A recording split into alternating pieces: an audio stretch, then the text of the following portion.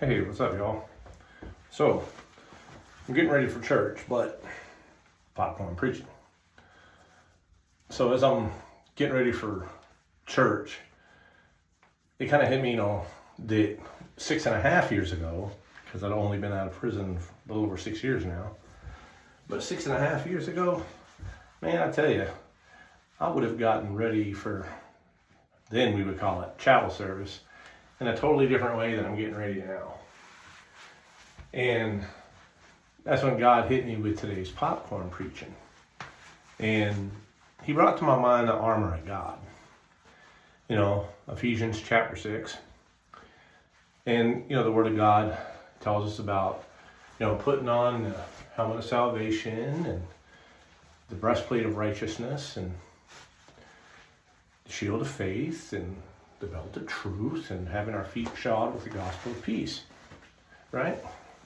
So you may be asking, what does this have to do with getting ready for church? Well, I was actually thinking about how I had to learn how to tie a tie. And first time I learned, or the first way I learned, my wife taught me. And then I went on YouTube and I learned the way that I just did it.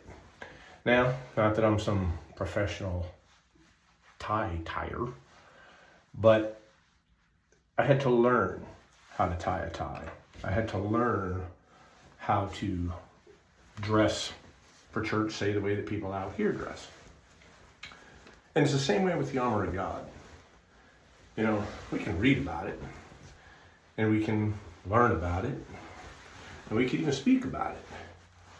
But we have to learn how to put on the helmet of salvation. We have to learn how to put on the breastplate of righteousness and the belt of truth. And we have to learn how to hold up our shield of faith, by which we can quench every fiery dart. And of course we have to, most importantly, pray in the Spirit. We have to carry that word of God with us. So I said all that to say this. If you're learning how to walk this walk, if you're learning how to endure spiritual warfare, give yourself the chance to learn how to wear the armor.